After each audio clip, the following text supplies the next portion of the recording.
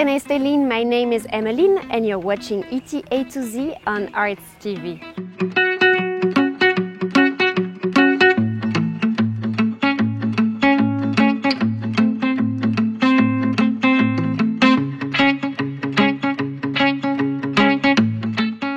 Ethiopia is Africa's top honey producer and the 10th largest in the world. From the mountainous Tigray region in the north to the forests in southwest Ethiopia, the country is known for its high-quality honey varieties. But honey is also produced here in Addis Ababa, and today we will be meeting one beekeeper who will tell us the secrets of honey production. Let's go.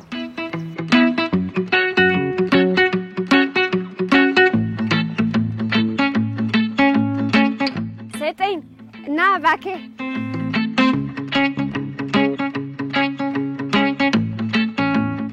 ሰላም ነው? ጤና ይስጥልኝ። አውሪ ይስጥልኝ። እንዴት ነሽ? ደህና።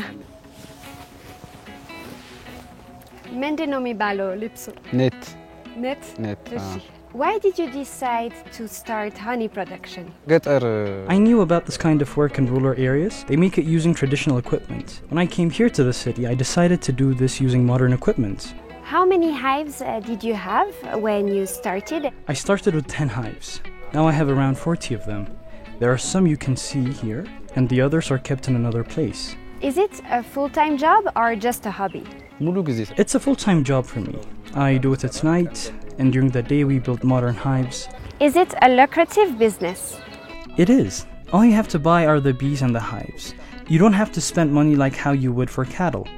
You just have to put the hives around your house and gather the honey when it's been made. There are no costs that you have to cover from your own pockets. You don't have to check up on them every day. Twice or 3 times a month is enough. It doesn't deny you the freedom of doing other work as well. Is it something common in your village? There were some elderly people that used to do this using traditional hives, but it wasn't done on a larger scale. Why is this environment good for the bees? It's because there are different types of plants found here. As you can see, there's a lot of green foliage. Usually Ethiopians use traditional beekeeping techniques. The traditional beekeeping techniques use reeds to make the hives, as you can see.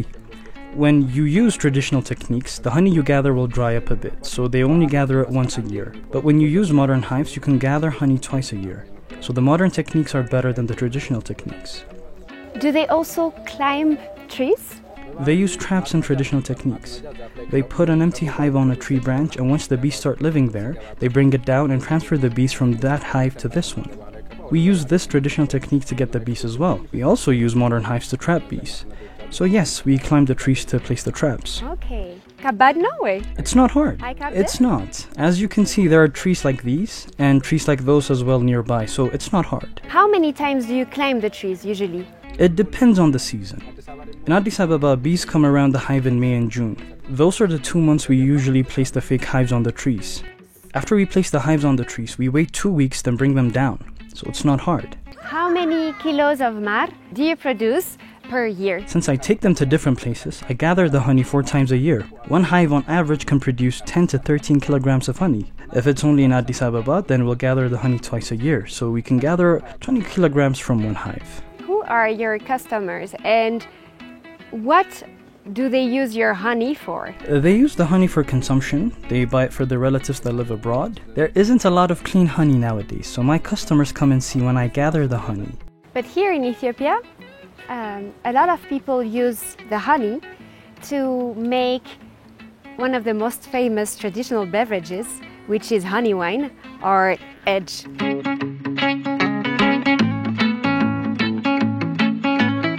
I don't have customers that buy honey to make tej. The honey that we sell has been purified with a machine, and you can't use that kind of honey to make tej. Sometimes I make the drink at home. When do you know when the honey is ripe? You can tell it's ripe from the way it smells. Another sign is that the bees tend to buzz around the hive instead of staying inside it. Since I check up on the bees on a weekly and monthly basis, I check if they're producing honey or not. Every hive has a designated number so I can tell which hive has honey or not. To gather honey, we first need to smoke the hives. We have a smoker, we also have a tool to pry the honey, we have a brush we use as well. Then we put the honey inside the machine to purify it. This is the modern technique. If we use the traditional one, first we'll smoke the bees out, then we simply cut the honey with a knife. What makes your honey different from the others? I have two types of honey. The honey we get from the traditional hive is called injaramar, and the honey we get from the modern hive is called welalamar. We gather honey for our customers at any time they want. Another thing that makes us different from others is that our customers can come and watch us gather the honey, so they'll be happy. How would you describe the taste of your honey? Does it have a smoky taste? Because I know that the beekeepers usually use smoke to push the bees away. The smoke doesn't change the taste of the honey. The smoke we use comes from burning olive branches and leaves. In rural areas, they use clean kubet.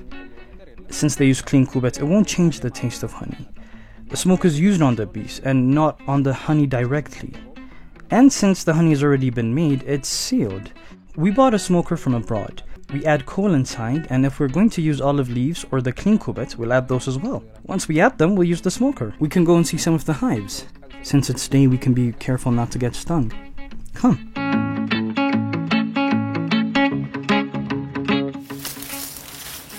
ነይ ግን አደገኛ ነው አይደለም? ልስጥሽ? እባክህ እሺ ትንሽ ፈራ። እሺ ነይ ችግር የለውም። አመሰግናለሁ። ምንም አይደለም። ቀስ ብለሽ ነይ። Walk slowly.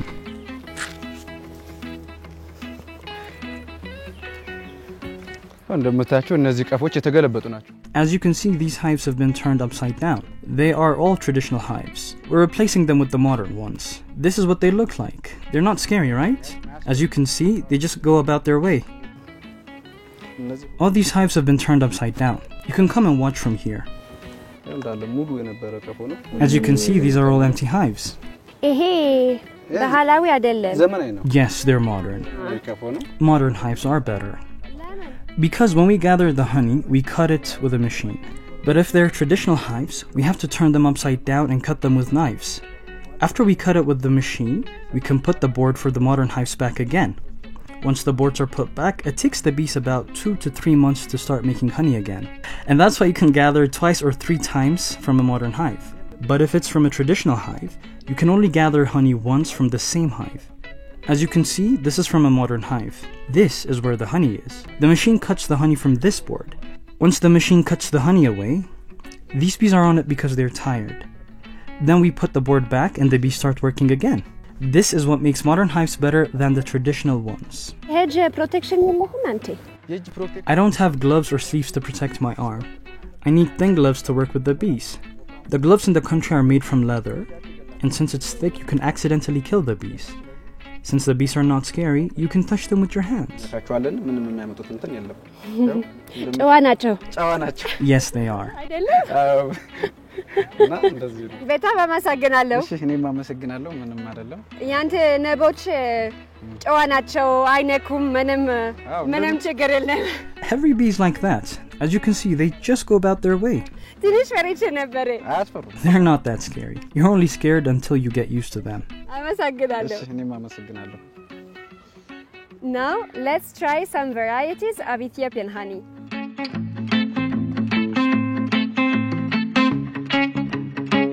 I am with Netzanet, General Manager of Forested, and today we will be taking part in a honey tasting of 3 varieties of honey. Okay, so these honeys are 3 different varieties from 3 different regions in Ethiopia. The first one, you can pick your stick. Sure. It's from South Gambela, Majing area. It's in the area, it's called Gomo honey, and a lot of these farmers, they set up their hives way up in these really, really tall trees. Yeah. When you're in the field and you see the amount of work that these farmers put up with to have to climb these trees to set them up and then have to bring them down again, it's very, very impressive. What we've discovered is because the farmers usually use a lot of smoke during harvest to let the bees fly away before they start bringing the comb out of the hive, there's a slight smoky sense to it, and a lot of times this is very common in Ethiopian honey. But apart from that, the natural aroma or taste is like a woody flavor.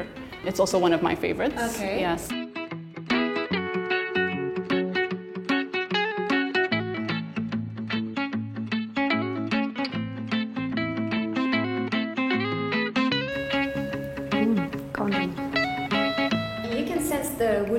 Yes, there's a woody note. True. And again, it's forest honey, so it's very diverse. These forests are very diverse, so the honey is also very nutritious. Okay. Yeah. Do you want to taste the second one? Sure. Yes. This is a white light honey from the Jimma area, and we've been able to work with closely with farmers who produce this around the Belet Agera forest. And the honey is very light, very sweet, and floral. The only white honey that I knew before was the honey sourced from the Tigray region. Yes, and that's also very distinct. This is a little bit sweeter. True. Yeah. But both are very, very good. Yeah. Usually when you buy honey in Ethiopia, especially from local farmers, there's still bees inside the jars. Yes. Why is that?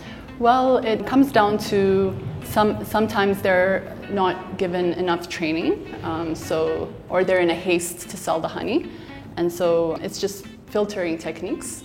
And honey is kind of difficult to work with, you know, when it's out and it's exposed, it attracts bees. And so they don't want to let their product go.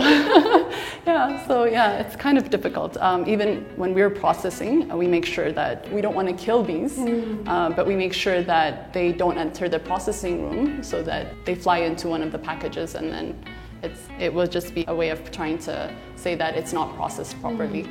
Okay, I see. So now comes the third honey. Yes, this is Bisana, and before we taste it, I'd like you to smell it. It's got a very distinct smell. The honey flora is from the Bisana tree. In June, the Bisana tree blossoms, and if you were around that area at the time, you can really actually smell the flowers from this tree. And the honey smells exactly like the flower. And in Ethiopia, in most of the rural parts, they use the leaves of the Bisana tree for medicinal value. Okay. So we also believe that the honey has some form of medicinal value, even if it's not as strong as the leaves. But really, when this is harvested especially, it's very perfumey. And it has this beautiful golden color. It does, yes, yeah.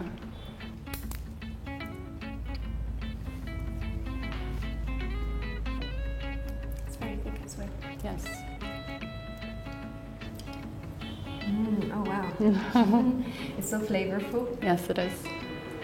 I can't really tell which one is my favorite, to be honest. This one was your favorite, isn't it? For me, yes. In Ethiopia, how often can you harvest honey? There are multiple harvest seasons, and it depends on the regions. For instance, in these honeys, the Bisana is, for example, harvested in May, June, early June. Gateme is harvested in late April, early May.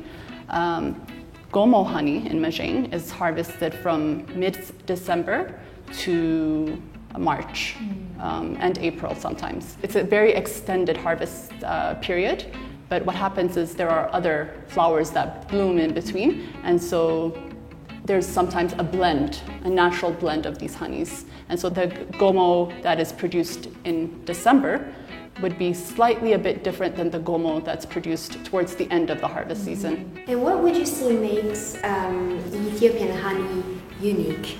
The variety within one country, the natural variety. Honey is not produced here in sophisticated ways. We see a lot in the Western world where they set up their hives in very near commercial plantations, to help them cross-pollinate, but they also get honey on the side. And most of the honeys are natural in Ethiopia. They're produced in natural ways. The second would be the natural beekeeping, the traditional hives. Yes, we could have more production in Ethiopia if we moved on to like modern hives or transitional hives, but even that, the traditional techniques, it's very fascinating, and it's very unique to Ethiopia. Ethiopia has a lot of potential with honey. It's the leading country in Africa for honey production, and I'm sure there could be more as long as we conserve our forests and we take care of our bees. So thank you so much for this amazing honey tasting. Thank you for hosting us. I hope you guys enjoyed this episode of ETA to Z. See you all next time. This is filtered gomo honey, but before it's filtered, it comes in The honeycomb, we also call it in Ethiopia injera, or the beeswax is called sem. Sem. Yes. Injera because it has those small hexagonal dents. Yes. In injera, it's like circular dents, but you know, they just call it injera also. I had no idea. Really, post-harvest, I'm sure a lot of Ethiopians just pick up the comb and chew it, get the honey out, throw the wax away.